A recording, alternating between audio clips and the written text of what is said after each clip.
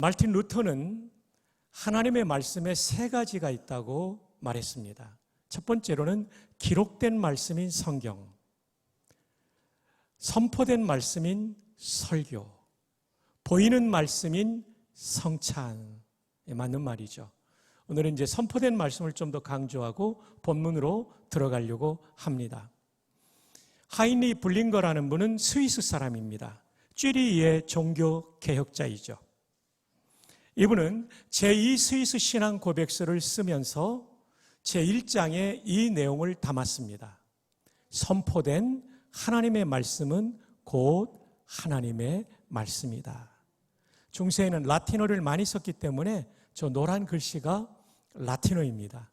프라이디카티오, 선포, 베르비 데이, 하나님의 말씀의 선포. 그 다음 에스트는 비동사입니다. 그것은 베르붐, 말씀의 주격입니다. 데이, 하나님의 말씀이다. 이 뜻입니다.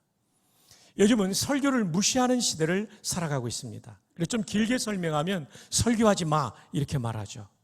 심지어 성도들까지도 설교에 대한 기대감이 사라지고 인문학 강의 정도로 생각하지만 사실은 설교는 하나님의 말씀이 선포되는 것입니다. 어디에 나옵니까? 데살로니가전서 2장 13절입니다. 데살로니가 교회는 바울 사도가 가장 짧게 사역했던 교회, 단 3주입니다. 근데 지중해 연안에 가장 믿음으로 소문난 교회가 되었습니다. 여러 이유가 있겠지만 설교를 듣는 태도가 달랐다라고 바울이 말합니다. 함께 읽어볼까요? 이러므로 우리가 너희가 하나님의 말씀을 받을 때에 하나님의 말씀으로 받음이니 이 말씀이 또한 역사하느니라. 끊임없이 바울이 감사하는 제목이 있었습니다. 데살로니가 교회를 생각할 때. 그것이 무엇이었냐면 너희가 데살로니가 교인들이 우리에게 바울과 선교팀의 설교를 들을 때 하나님의 말씀을 받을 때 그거죠. 사람의 말로 바울의 말로 실라의 말로 받지 아니하고 뭐로 받았다고요? 하나님의 말씀으로 받음이니 진실로 그러하도다 진짜다. 그래서 이 말씀이 또한 너희 믿는 자 가운데서 뭐 한다고요? 역사하느니라. 여러분, 동일하게 우리가 이 예배당에서 예배를 드리지만 하나님의 말씀이 그 성도의 마음에 힘있게 역동하고 마음을 바꾸고 인생을 바꾸는 역사, 일이 일어나려면 설교를 인간의 말이 아니라 하나님의 말씀으로 들어야 되는 것입니다. 옆에 분에게 인사합시다. 설교를 하나님의 말씀으로 들읍시다. 네. 그래서 제가 쓴 참된 장로의 책에 제2 스위스 신앙 고백서의 내용을 인용했습니다. 한번 읽어볼까요? 합법적으로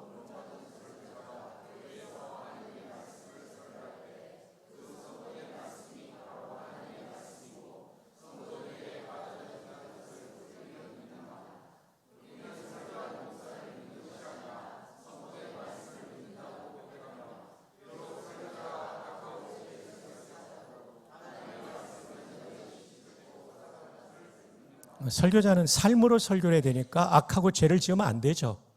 그러나 혹시 그런 일이 있다 할지라도 설교를 무시하면 안 된다는 거죠. 이게 제2 스위스 신앙 고백서에 나오는 내용입니다. 그래서 오늘뿐 아니라 여러분이 일생 예배를 드릴 때마다 살아있는 하나님의 말씀으로 받기를 바랍니다. 그러면 하나님께서 영광 받으시고 우리 인생 변화가 일어나게 될 것입니다. 오늘 말씀의 제목은 상호 배려와 인생 역전입니다. 1970년대 한국 경제가 오일 쇼크, 저 중동의 석유가가 급등함으로 아주 어려웠고 힘들었던 살기 힘든 시대가 있었습니다. 아메리칸 드림을 꿈꾸며 미국으로 젊은 부부가 이민을 떠났습니다.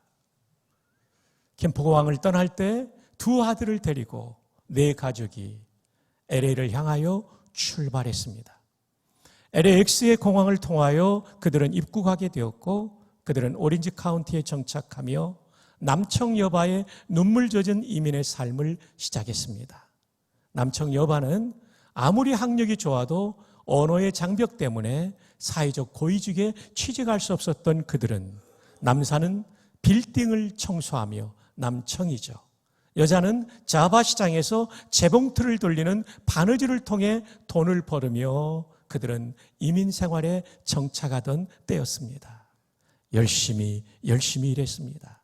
어서속히 내 집도 마련하고 그리고 자녀들을 잘 키워내는 아메리칸 드림을 이루기를 원했습니다. 그러던 어느 날 사랑하는 남편이 밤새 빌딩 2채를 청소하고 퇴근하다가 101 고속도로에서 교통사고를 맞이합니다. 심각한 사고였습니다. 자동차가 완파된 사고였고 안타깝게도 그 남편은 거기에서 목숨을 잃어버리게 됩니다. LA에 가면 로즈힐이라는 공원 묘지가 있는데 이 영말리 미국 땅에서 아무도 없는 미국 땅에서 사랑하는 남편을 로즈힐에 묻어야 했던 이 여인의 비감한 심정을 이해하실 수가 있겠습니까? 그러나 이 여인은 인생을 포기할 수 없었어요. 사랑하는 어린 두 아들이 있었기 때문에 열심히 일하며 기도하고 또 기도하고 열심히 일하는 가운데 이 두 아들은 명문대학인 UCLA와 USC를 졸업하게 되었고 그들은 반듯한 직장을 얻게 되었으며 아리따운 신부와 결혼해서 단란한 행복한 가정을 이루게 되었습니다. 그러다가 여름 휴가 때가 되었습니다. 저도 가보았지만 가장 아름다운 비치인 산타바바라 비치로 여름 휴가를 떠났습니다. 그것은 정말 비치뿐만 아니라 도시 자체가 너무나 아름다운 것이죠. 며칠째 지나면서 즐거운 시간을 보내고 있을 때 점심을 먹고 파라솔 밑에 앉아 비치에서 휴식을 즐기고 있을 때 바닷가의 한켠에서 물에 빠져 숨져가는 고등학생을 보게 됩니다. 두 아들은 누가 먼저랄 것이 없이 먼저 함께 뛰어들어 이 고등학생을 건져냅니다. 그리고 두 아들이 나오려는 순간 이한류가 밀어닥쳐서 두 아들이 바닷속으로 빨려 들어가 안타깝게 거기서 목숨을 잃게 되었습니다. 사랑하는 여러분, 아메리칸 드림을 꿈꾸며 미국에 갔지만 사랑하는 남편을 로즈힐에 묻고 두 아들을 잃어버린 이 여인의 슬픈 이야기는 우리의 마음을 얼마나 절절히 가슴 아프게 하는 이야기입니까? 그러나 이 이야기는 사실이 아니라 룻기 1장을 제가 현대적으로 각색한 것입니다. 여러분, 지금 이해되고 계십니까? 계속해서 보시면 나오미는 이민의 땅 모압에서 사랑하는 남편과 두 아들을 잃어버립니다. 조금 전에 제가 들려드린 얘기처럼 1장 5절을 함께 읽어요. 말론과 기럨 두 사람이 다 죽고 그 여인은 두 아들과 남편의 뒤에 남았더라. 이게 나오미라는 여인의 슬픈 현실이었죠. 이렇게 룻기는 모든 희망이 사라진 가정에 찾아온 하나님의 은총을 보여줍니다. 정교역자 존 칼빈은 이 역사는 하나님의 무대요, 하나님은 감독이시며 우리 모두는 배우라고 했습니다. 그러면 하나님께서는 어떤 사람을 주역으로 캐스팅하실까요?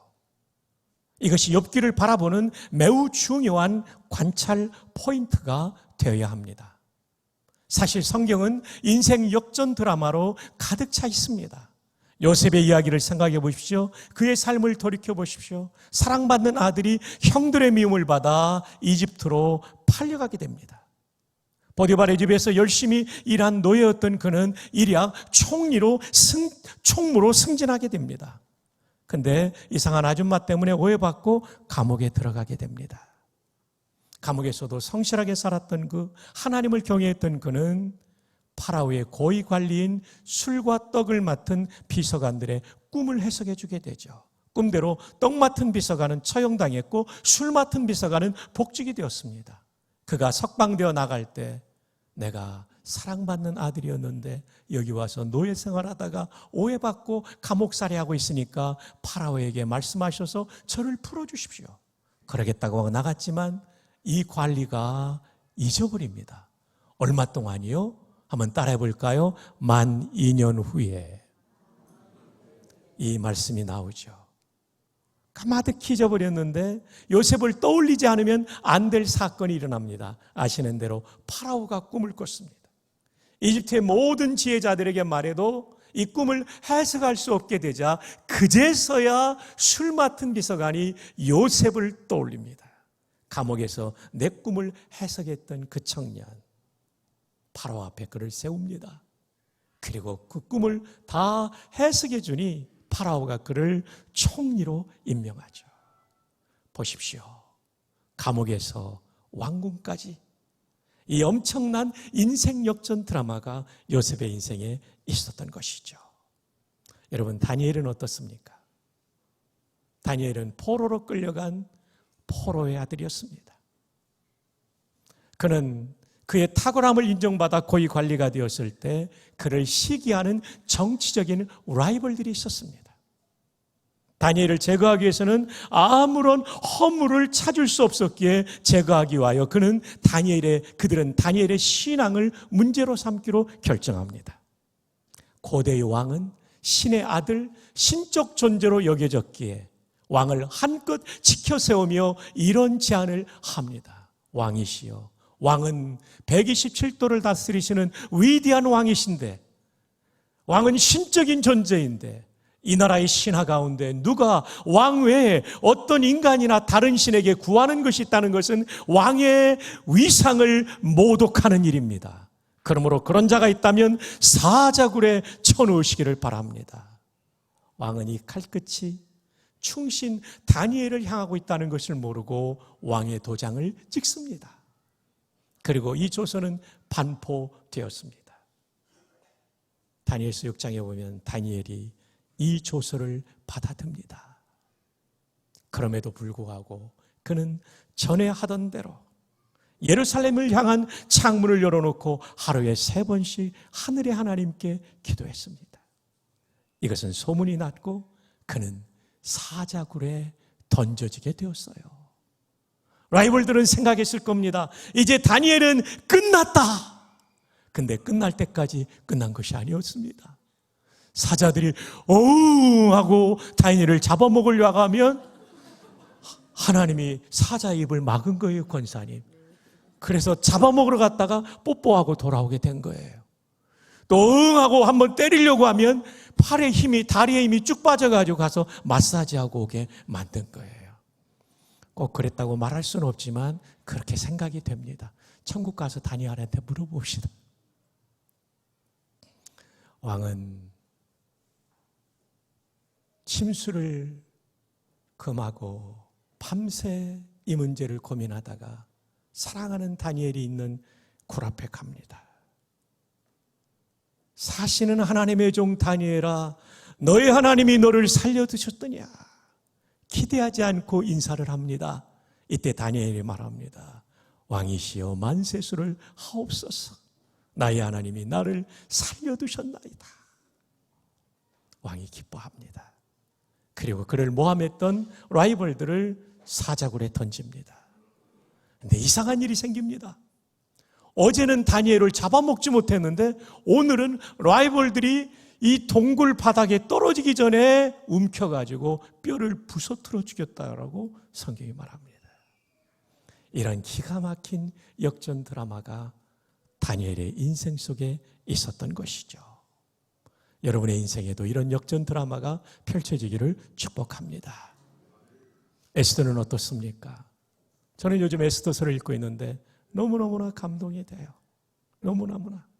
모르드게가 사촌 여동생, 삼촌 아비아일의 딸 에스더 하나 잘 키웠더니 민족을 구하죠. 여러분의 자녀와 우리 주일학교 제자들이 그런 인물들 되기를 바랍니다. 2부 예배 때요, 저 자리에 꽉 찼어요. 중고등학생들이. 그들이 에스더 같은 인물이 될 줄로 믿습니다.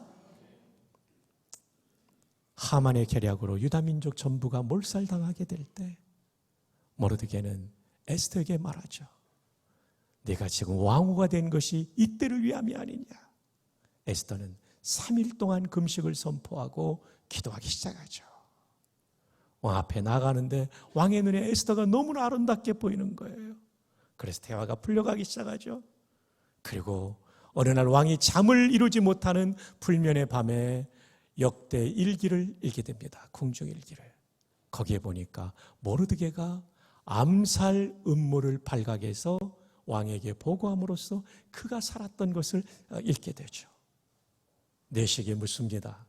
모르드게에 어떤 관직을 내렸느냐? 아닙니다. 이때부터 스토리가 풀려가 하만은 그가 모르드게를 달려고 세웠던 50규빗 20m 높이의 장대입니다. 하만이 달리고 모르드게와 유다 민족은 살아나는 이런 놀라운 역전 드라마. 하나님은 오늘도 우리 인생에 이런 역전 드라마를 베풀어 주시는 분이십니다. 믿으시면 아멘. 그런데 역사상 가장 강력한 역전 드라마는 무엇일까요? 예수 그리스도의 부활입니다. 죽은 지 사흘이 지난 그분의 부활은 하나님의 전능하심을 보여줍니다. 여러분의 인생에 아무런 희망이 없다고 생각하는 그때 하나님은 얼마든지 희망의 드라마를, 역전 드라마를 쓰실 수 있다는 사실을 믿으시기를 주 예수님의 이름으로 축복합니다. 그렇다면 하나님께서는 왜 나오미와 룻에게 인생 역전 드라마를 허락하셨을까요? 그것은 하나님 마음에 쏙 들었기 때문입니다. 다윗의 인생도 그렇고요, 이 나오미와 룻의 인생도 하나님 마음에 쏙 들었기 때문입니다. 그것이 무엇일까요?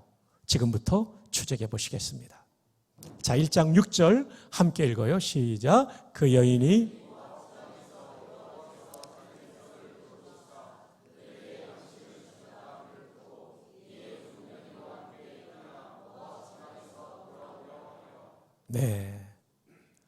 이제 흉년 때문에 유다 땅을 떠나 모압으로 이민을 왔는데 남편 죽고 두 아들 다 죽었죠. 그런데 유다 땅에 다시 풍성한 양식을 주신 풍년이 돌아왔다는 얘기를 듣고 나오미는 두 며느리와 함께 모압을 떠나 다시 유다로 오는 역이민길에 오르게 됩니다. 있던 곳에서 나오고 두 며느리도 그와 함께하여 유다 땅으로 돌아오려고 길을 가다가 생각해 보니까 이건 아니지 하는 생각이 들게 된 거죠. 그래서 이런 말합니다. 나오미가 두 며느리에게 이르되 너희는 각기 너희 어머니의 집으로 돌아가라. 무슨 말입니까? 친정집으로 돌아가라. 나를 따라오면, 나이든 나 아무것도 없는 나를 따라가면 너희들 고생하는 게 뻔하다.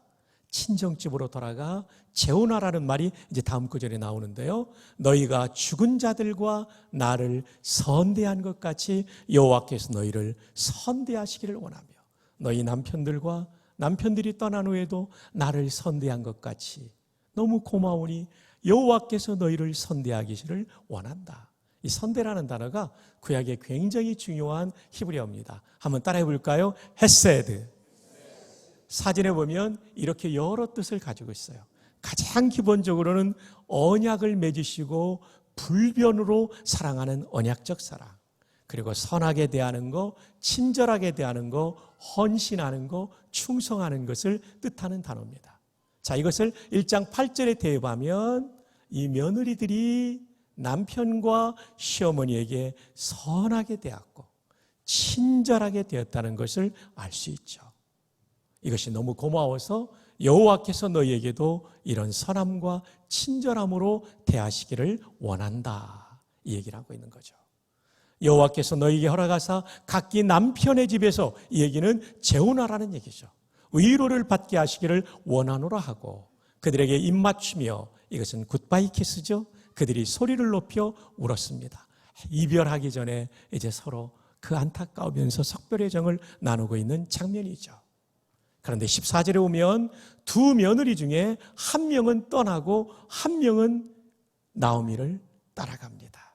그들이 소리를 높여 다시 울더니 오르바라고 하는 며느리는 그의 시어머니에게 입맞추되, 이 얘기는 작별의 키스를 하고 떠난 거예요. 어머니, 제가 같이 가야 되는데 미안해요. 어머니 배려해 주셔서 고맙습니다. 저는 친정 갈게요 하고 오르바는 떠난 거예요. 근데 룻은 그를, 나오미를 어떻게 했다고요? 붙쫓았더라. 이 히브리 단어가 따바크라는 말이에요. 이 말은 밀착하여 따르다.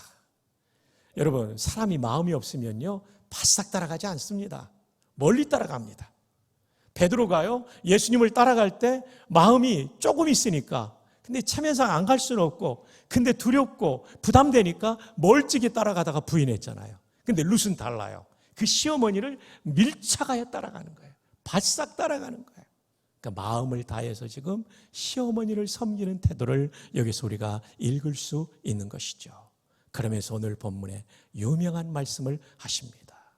룻이 이르되 내게 어머니를 떠나며 어머니를 따르지 말고 돌아가라 강권하지 마옵소서. 어머니께서 가시는 곳에 나도 가고 어머니께서 머무시는 곳에 나도 머물겠나이다. 어머니의 백성이 나의 백성이 되고 이방 모압 여인인데 유다 백성으로 귀화하겠다는 것입니다. 그리고 중요한 말 하죠. 함께 읽어요. 시작. 어머니의, 여러분 정말 위대한 고백입니다. 룻의 고백도 위대하지만 며느리로 하여금 이런 고백을 하게 한 나오미의 신앙은 더 위대합니다. 여러분, 제가 어느 교회에서 목회할 때 시어머니 때문에 결혼하면서 예수를 믿은 젊은 부인이 있었어요. 교회를 나오다가 나오지 않아서 우리 부목사님이 신방을 갔더니 그러더래요. 우리 부목사님이 이제 여러 얘기하다가 예수 믿고 천국 가야죠 그랬더니 우리 어머니도 천국 가시죠? 아, 그럼요, 권사님이신데. 아, 그럼 저 천국 안 갈래요. 여기서 몇십 년 같이 얼굴 보는 것도 힘든데 영원히 얼굴 보면 저 너무 부담돼요. 물론 영광교회 권사님은 그런 분이 안 계시다고 저는 믿습니다. 우리 구정인 권사님도 안 그런 분이신 줄 압니다만, 여러분 사실은 며느리들이 시어머니 때문에 실족하는 경우들이 있거든요. 그런데 며느리가 어머니의 하나님이 나의 하나님이 된다는 고백은요, 나오미의 신앙이 모범이 될 뿐 아니라 감동이 되었다는 거죠. 와, 정말 나오미 훌륭한 시어머니예요. 그리고 떠난 오르바 말고 룻도 훌륭한 며느리예요. 서로 배려하고 있는 모습을 우리가 보게 되는 것이죠. 일반적으로 시어머니와 며느리 사이는 어떻습니까? 경쟁 관계입니다. 남자 하나 두고 내가 쟤를 낳아서 어떻게 키웠는데, 그러면서 아직도 내 아들로만 생각하는 거죠. 한 여인의 남편인데 독립시켰는데 아직도 내 아들이라고만 생각하는 거예요. 근데 여인은 또 어떻습니까? 며느리는 내가 사랑해서 왔는데 시어머니가 너무 힘드니까 이 갈등 관계가 있는 거죠. 사실은 저도 3대 독자다 보니까 또 어머님이 일조혼자 되다 보니까 저에 대한 기대가 많으시니까 훌륭한 권사님인데 아내와의 관계는 삐그덕거릴 때 좀 있더라고요. 근데 제가 생각해 보니까 당회를 조율하는 것보다 아내와 어머니 사이를 조율하는 게 훨씬 더 힘들더라고요. 그 사이가 만만한 사이는 아니죠. 근데 아름답게 사시다가 재작년에 천국 가셨는데요. 일반적으로 시어머니와 며느리 사이는 경쟁 사이입니다. 근데 이 배려라는 책이 있어요. 한상복 선생이 쓴 배려, 마음을 움직이는 힘. 배려는요, 사람의 마음을 움직여요. 감동하고 움직여요. 그래서 이 책에 보면 이런 내용이 나와요. 배려는 경쟁까지도 넘어설 수 있다. 경쟁자의 관점에서 보고 마침내 경쟁자를 더 나은 길로 인도한다. 진짜 배려하면요, 경쟁자는 어떤 사이예요? 저 사람을 눌러야 내가 성공할 수 있는 거잖아요. 근데 배려하는 사람은 경쟁자를 누를 생각을 하지 않아요. 그 사람 관점에서 문제를 쳐다봐요. 그리고 그 경쟁자를 더 나은 길로 인도하기 위해서 노력하는 게 배려예요. 우리는 지금 나오미와 룻의 관계에서 이 배려를 보게 됩니다. 시어머니는 젊은 과부인 며느리를 배려하기 위해서 친정집에 돌아가 재혼하라고 말하죠. 그리고 며느리는 시어머니 혼자 가면 힘들 것 같아서 함께 따라가고, 그리고 귀화도 하고 하나님을 섬기되 시어머니가 섬기는 하나님까지 섬기겠다고 말하죠. 이게 배려입니다. 여러분, 정말 좋은 성도는 배려심을 가진 성도입니다. 하나님이 우리를 배려하사 독생자를 주시고, 독생자께서 우리를 배려하사 십자가에 죽어주신 것처럼 서로 배려하는 사람이 좋은 성도입니다. 우리 옆에 분에게 하이파이브 하면서 축복합시다. 당신을 배려하겠습니다. 네, 이게 좋은 성도예요. 좋은 성도. 한 번만 더 배려한다는 차원에서 이렇게 축복합시다. 한 달 안에 밥 한 끼 꼭 대접하겠습니다. 예, 밥을 먹으면서 우리가 배려하고 정이 쌓이게 돼 있는 거죠. 여러분 가운데 부부싸움하고 몇 주 동안 말하지 않는 분 손 들어보세요. 네, 손 드신 겁니까? 아, 기침하신 거였죠? 그 손 드는 겁니까? 머리를 쓰다듬으신 건가요? 예. 자, 우리 부부들 전부 손을 붙잡으세요. 손 붙잡고 손을 위로 올려보세요. 모든 부부들. 예. 우리 한번 축복합시다. 당신을 영원히 배려하겠습니다.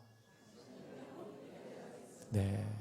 이게 믿음의 사람의 모습이에요. 하나님 닮은 모습이에요. 보십시다. 지금 나오미와 룻에게서 이런 배려를 보게 되죠. 이 모습을 보신 하나님께서 어떤 생각을 하셨을까요? 이야, 나 닮았구나. 수많은 사람이 이기적으로 사는데 배려하는 모습 보니까 나 닮았구나. 하나님 마음에 감동이 된 거죠. 감동이 되니까 역사의 감독 되신 하나님이 주인공으로 캐스팅을 한 거죠. 나오미와 룻의 신앙에 매우 중요한 모습이 아닐 수 없습니다. 일반적으로요, 부부 사이나 가족 사이에 어려운 상황을 만나면 탓하기 쉽습니다. 당신 탓이야, 부모님 탓이야, 자식 탓이야. 이런 가정은 역전 드라마를 경험하지 못해요. 한 글자 비슷하지만 탓을 하지 말고 뜻을 찾으십시오. 우리 가정을 향한 하나님의 뜻을 찾는 거죠. 전능하신 하나님, 나를 위해 독생자를 주신 하나님이 우리 가정에 이런 어려움과 위기를 허락하실 때는 뜻이 있는 거죠. 그래서 그때에도 탓하지 않고 뜻을 추구하며 함께 배려하는 가정. 이게 진짜 믿음의 가정인 거죠. 나오미와 룻이 그랬습니다. 정말 힘든 순간, 남편들이 다 죽어버리고 모압 땅에도 더 살 수 없어서 초라한 모습이 되어 귀향길에 오를 때, 이민의 길에 오를 때에도 이들은 서로 배려합니다. 이것이 믿음입니다. 그리고 하나님께서 이러한 배려가 있을 때 영광을 받으시는 거죠. 왜냐하면 하나님의 주권을 믿고 이 고난 가운데서도 하나님 닮은 배려를 할 때 하나님께서 영광을 받으시는 겁니다. 우리 가정에서 이렇게 살 수 있기를 주님의 이름으로 축복합니다. 우리 김장한 목사님의 장남 김요셉 목사님은 저랑 동갑입니다. 1961년에 태어났죠.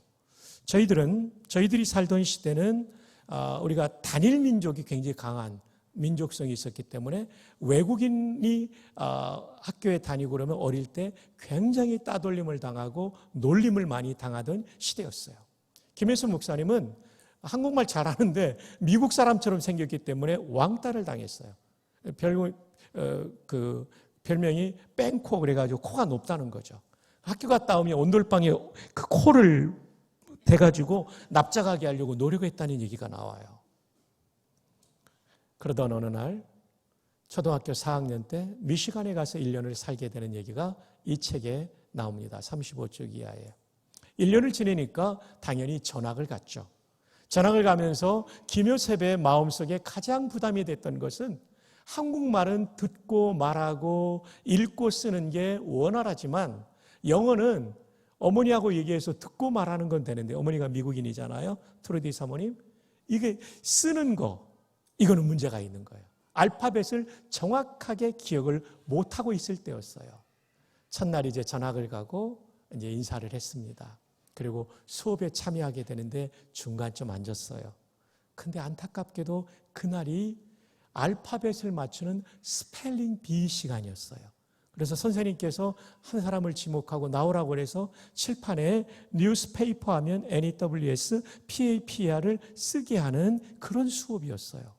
요셉은 생각했습니다. 설마 처음은 나를 시킬까? 그런데 이 기대는 산산조각 나고 말았습니다. 수업이 중간쯤 이르렀을 때 김요셉, 조셉, 킴 일어났어요. 아니, 나를 시키려고? 조셉 앞으로 나와. 그 중간에서 선생님 계신 칠판 앞에 나오는 것이 도살장에 끌려가는 소의 심정이었어요. 왜냐하면 저희 61년생들은 소띠이기 때문입니다. 나와가지고 선생님 옆에 섰는데 얼마나 긴장했는지 오줌 쌀 뻔했대요. 근데 꼭 참고 서 있으니까 선생님이 이런 얘기를 하시는 거예요.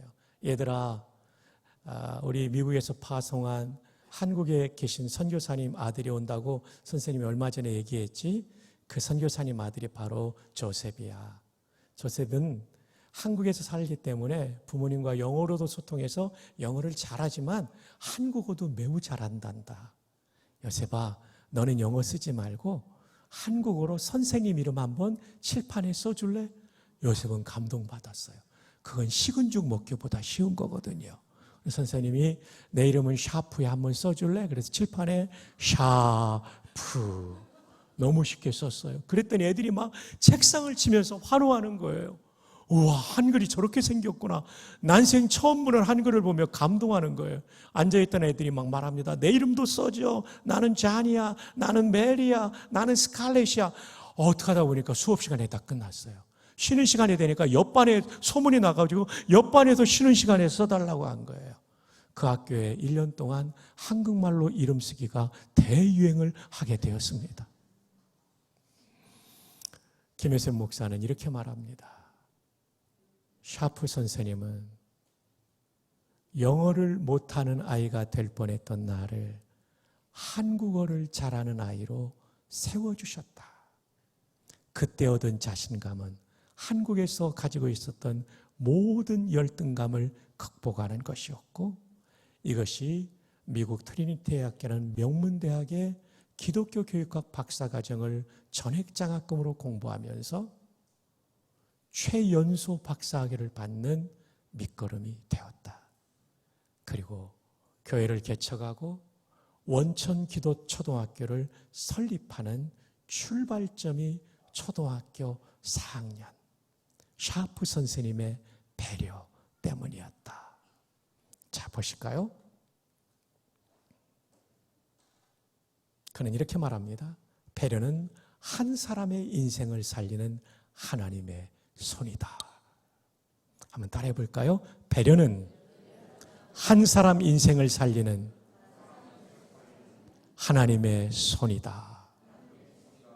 자, 옆에 있는 분에게 하이파이브 하면서 당신을 배려하겠습니다 합시다. 시작. 당신을 배려하겠습니다. 당신을 배려하겠습니다. 당신을 배려하겠습니다. 당신을 배려하겠습니다. 아, 흰머리 소녀께서 앉아 계시네요. 당신을 배려하겠습니다. 당신을 배려하겠습니다. 와, 우리 앞에 계신 분도 할까요? 당신을 배려하겠습니다. 아유, 좁은 데서 너무 수고합니다. 허리 아프지 않아요? 예. 이 배려가 한 사람을 살리는 거예요. 어쩌면 여러분의 교회는 여수에서 유명한 교회이기 때문에 힘들고 지친, 어쩌면 자살을 꿈꾸는 사람이 올 수도 있을 거예요. 그 한 사람에 대한 배려가 그 사람을 죽지 않고 살리는 배려일 수 있어요. 교회는 친정집 같은 교회와 시댁 같은 교회가 있어요. 친정집은요, 따뜻하고 환대합니다. 시댁은요, 차갑고 냉대합니다. 그래서 새가족이 오면 정말 여러 사람이 환하게 맞아주고 환대하는 교회가 있는가 하면 관심 없는 교회가 있어요. 여러분, 그러면 안 됩니다. 여러분, 정호승 시인의 시를 보면 방문객이라는 시에 한 사람이 온다는 것은 실은 어마어마한 일이다. 그의 과거와 현재와 미래, 그의 일생이 오기 때문이다. 정말 멋진 시 아닙니까? 사람에 대한 존중이 있잖아요. 여러분, 며느리들은 시자 들어가는 거 다 싫어합니다. 시댁 가는 거 힘들어하고, 나물도 시금치 나물은 좀 힘들어하고, 성경도 읽다가 시편이 나오면 잠언으로 건너뛰고 그렇거든요. 그래서 여러분, 우리 옆에 분에게 이렇게 한번 인사하면 어떨까요? 우리 친정집 같은 교회 만듭시다. 우리 친정집 같은 교회 만듭시다. 우리 친정집 같은 교회 만듭시다. 와, 우리 교회가 친정집 같기를 바라요. 환대. 예. 오늘 또 우리 어르신 한 분이, 권사님 한 분이 등록하셔서 너무 기쁩니다. 예, 맞지요, 그죠? 예, 흰머리 소녀 권사님 잘 오셨습니다. 너무 잘하셨어요. 배려, 이것이 환대죠. 환대, 그것이 배려죠. 자, 봅시다. 한 이민교회 부목사 부부의 배려를 좀 말씀드리려고 하는데요. 사실은 저희 부부 얘기입니다. 제가 2001년도에 14년의 군목 생활을 마치고 미국으로 가게 됐어요. 우리 왕 목사님도 많이 아껴주신 우리 오정현 목사님이 저를 부르셨어요.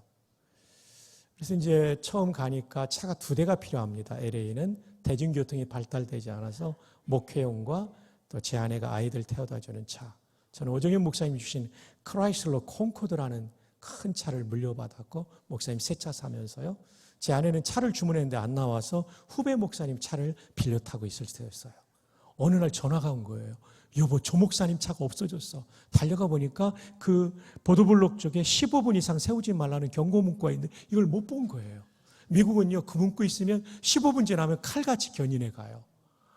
그래가지고 차가 이게 주차되어 있는 그 거라지라는 쪽으로 갔어요. 차고지를 거라지라고도 해요. 개인 차고도 거라지라고 하지만 갔더니 127달러를 내라는 거예요.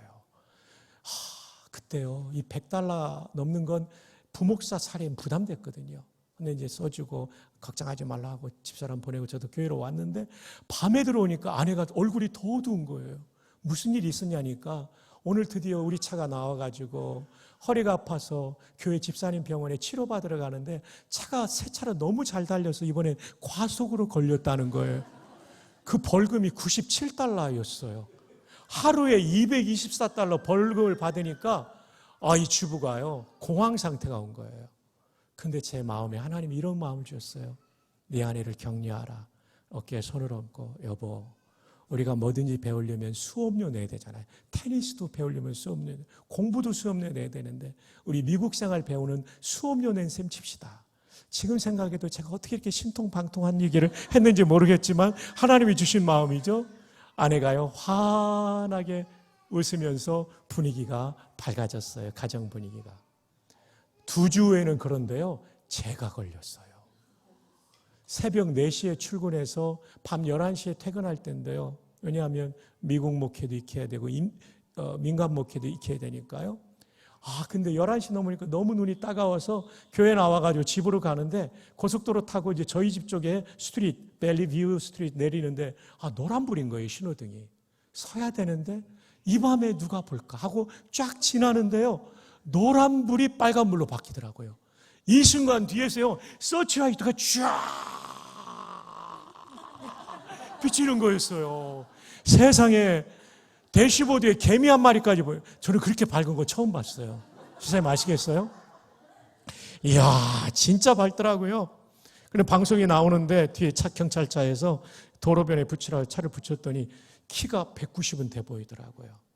체격이 이런 백인 경찰이요, 쫓아가서 창문을 두드리더라고요. 그때 이제 제가 다행히 미국 가자마자 후배한테 들은 얘기가, 경찰이 세우라고 했을 때 먼저 한국처럼 면허증 꺼내면 안 된다고. 호주머니로 손이 들어가는 순간 권총 날아온다고, 권총알 날아온다고. 그래서 제가 후배들 가르친 대로 핸들을 붙잡고 있었죠. 여러분도 미국 여행 갔다가 혹시 운전 잡히면 핸들 붙잡아야 돼요. 예. 드라이버 라이센스 달라고 그래서 면허증 주고, 뭐 하는 사람 패스터라고 그러고 상황 설명을 했고 좀 봐달라고 그랬어요. 정상을 참작해 달라고. 제가 너무 피곤해서 노란불인데 들어갔는데 처음부터 빨간불은 아니었다고 막 이렇게 설명을 짧은 영어로 했거든요. 그랬더니 알겠다고 그러더니 이분이 세상에 이렇게 끊었어요. 280달러. 제가 너무 억울해가지고 나중에 다음날 후배들한테 물어보니까, 형님, 신호위반이 제일 셉니다. 왜냐하면 대형 사고가 날 수 있기 때문에. 근데 여기에는요, 벌점이 또 붙어요. 제 벌점이 30점이었어요. 60점인가 되면 면허 정지되면 오도 가도 못하게 되는 거예요. 아내가 태워줘야만 교회도 가고 신방도 가는 거예요. 다른 부목사님이 하든지. 그래서 이 벌점을 면제받는 교육비가 $50니까 제가 하루에 $330 벌금을 받은 거예요. 너무 힘들었어요. 짜증도 나고 집에 들어가니까 왜 그러냐고 그러더라고요. 상황 설명을 하니까 여보 우리는 그것까지 닮았네. 수업료 낸 셈 칩시다. 잘 넘어갔어요. 그래서 부부 합산 한 달에 $554 벌금. 저희 생활비가 $500였거든요. 그런데 생활비 이상이 들었는데도 저희가 행복했던 이유는 배려했기 때문이에요. 우리 한 번 더 옆에 분에게 하이파이브 합시다. 배려하고 삽시다.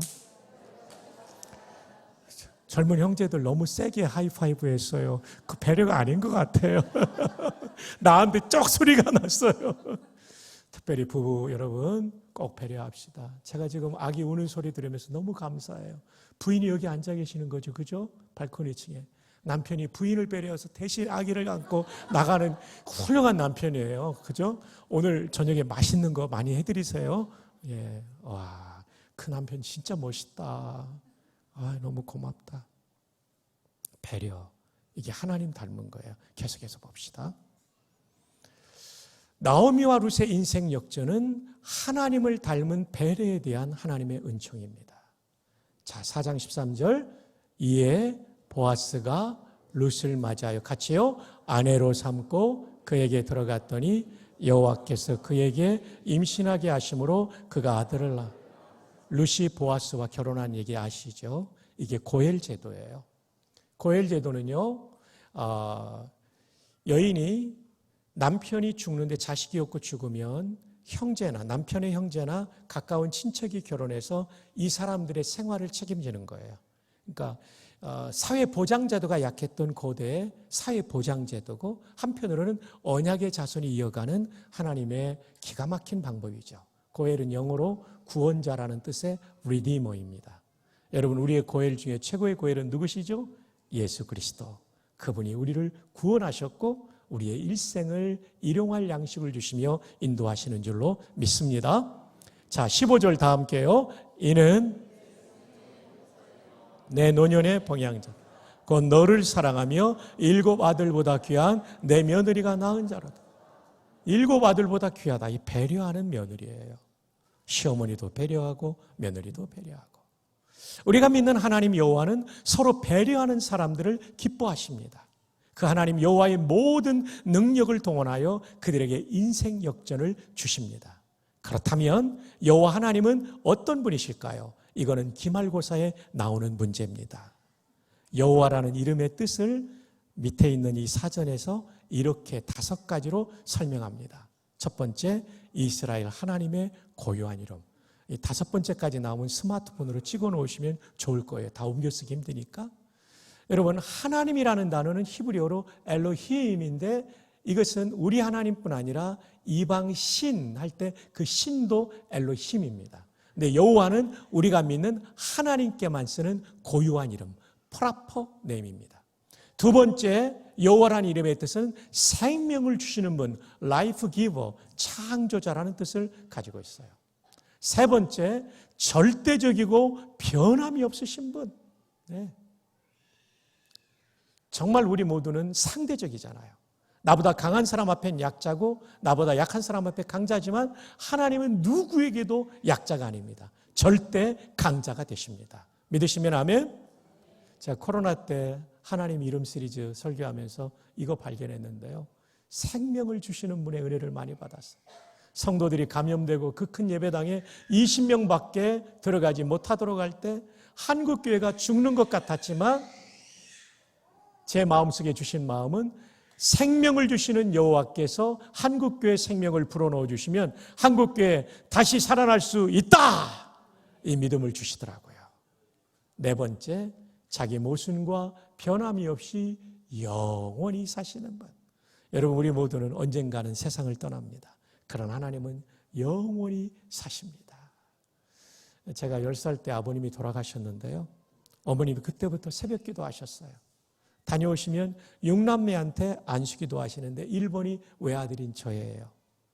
포근한 날은 괜찮은데 추운 겨울날 갔다 오시면 언손으로 제 이마에 안수기도 하시며 정신이 번쩍 나고 그랬어요. 어떤 날은 막 너무 힘드신지 눈물 흘리면서 기도하면 막 얼굴에 눈물이 떨어지고 그랬어요. 그렇게 기도하셨지만 어머니의 기도는 10년, 20년이 지나도록 저희 가정의 삶을 그렇게 바꾸지 않았어요. 30년, 40년 지나니까요. 그 응답이 우리 자녀 손들에게 이루어지더라고요. 그리고 재작년 22년도에 어머님이 천국으로 떠나셨는데 23년도에 제가 총장 선거에 당선이 됐어요. 4명의 교수님과 목회자 한 사람 5명이 선거에 참여했는데 제가 됐어요. 제가 당선되고 느낀 것은 어머님은 떠나셨지만 어머님의 기도를 들으신 하나님은 영원히 살아계셔서 지금도 그 기도를 응답하시는구나. 아멘입니까? 귀하신 여러분, 여러분의 기도는 절대로 헛되지 않습니다. 우리가 천국으로 이민 간 다음에도 그 기도는 응답될 줄 믿습니다. 자, 마지막 5번째로는 자존자, 스스로 존재하니까 피조물이 아니죠. 본질상 이름을 부여할 수 없는 분, 너무나 크시니까요. 그 다음에 불가해하신 분, 구원받고 천국 가는 순례 여정을 인도받기에는 충분하지만 하나님을 100% 하는 것은 불가능하죠. 그래서 불가해하신 분. 자, 여러분, 우리가 시험을 치르진 않지만 여러분의 실생활에 직접적으로 도움되는 2, 3, 4번을 이렇게 기억하면 좋을 것 같아요. 제가 여호와하면 2번, 또 여호와하면 3번, 또 여호와하면 4번. 준비됐나요?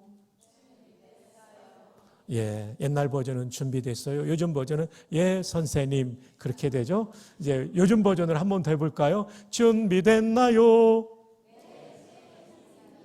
아, 네, 선생님도 있군요. 예, 좋습니다. 자, 그럼 한번 해봅시다. 여호와. 잘하셨습니다. 여호와. 여호와. 생명을 주시고 절대적이고 영원히 사시는 분이 얼마든지 우리의 인생을 역전시킬 수 있다고 믿으시기를 축복합니다. 아멘. 아멘. 나오미와 룻의 인생 역전을 보십시오. 룻이 오벳을 낳죠. 오벳이 이새를 낳죠. 이새가 누구를 낳죠? 맞아요, 여러분. 너무 잘 맞추셨어요. 그리고 다윗으로부터 1000년이 지나고 누가 태어나죠?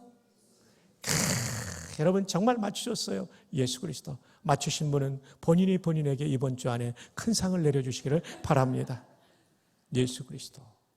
여러분, 예수 그리스도가 이방 여인 룻의 손자라는 사실을 아십니까? 룻이 다윗의 증조모라는 사실을 아십니까? 만약에 오르바처럼 어머니 미안한데 저 갈게요, 굿바이 했다면 룻의 인생에는 이런 열매가 없었을 거예요. 그러나 끝까지 배려할 때 하나님께서 룻의 인생을 메시아의 조상으로, 다윗 왕의 조상으로 쓰시는 위대한 역사가 일어난 거죠. 우리 모두 배려하며 삽시다. 가족끼리, 교우끼리, 그리고 여수시와 여천시에서. 그래서 마태복음 1장 1절은 이렇게 되죠. 아브라함과 누구의 자손? 다윗의 자손. 다윗의 증조모가 룻이고 예수 그리스도의 아주 먼 할머니가 룻이에요. 살몬은 라합에게서 보아스를 낳고 보아스는 룻에게서 오벳을 낳고 그 다음에 쭉 넘어가 이새는 다윗 왕을 낳으니라. 정말 모압 여인 룻을 기가 막히게 선발하여 쓰신 하나님의 역전 드라마. 그 이면에는 믿음으로 배려한 것이 있었던 것입니다. 결론입니다. 오늘 말씀의 제목 함께 읽어요. 시작. 인생 역전은 믿음으로 상호 배려할 때 이루어집니다. 부부싸움한 분들 좋은 말 할 때 오늘 안에 푸시기를 바랍니다. 여러분의 인생의 복을 위해서 목사가, 설교자가 하는 하나님 말씀입니다. 이 문장은 이 뜻이죠. 다른 사람을 위한 당신의 배려가 당신의 위대함을 잴 수 있는 척도다. 여러분, 위대한 사람은 절대 교만하지 않아요. 그 사람은 다른 사람을 배려합니다. 정말 훌륭한 분들은 그런 분들이에요. 여러분, 예수님이 그러셨잖아요. 우리도 서로 배려합시다. 그게 위대한 인생이에요. 모든 희망이 사라진 가정에 찾아온 인생 역전은 상대를 탓하지 않고 배려할 때 주어진 거예요. 우리는 탓하지 말고 하나님의 뜻을 구해야 되죠. 배려는 하나님을 닮은 것이어서 배려하는 사람을 하나님은 기뻐하시며 그들에게 인생 역전을 베풀어 주십니다. 믿으시면 아멘. 믿으시면 아멘. 마지막으로 가정과 교회와 학교 일터에서 배려함으로 하나님께서 베푸시는 인생 역전을 경험하시기를 주님의 이름으로 축복합니다. 자, 우리 마지막으로 한 번 더 인사합시다. 배려하며 삽시다.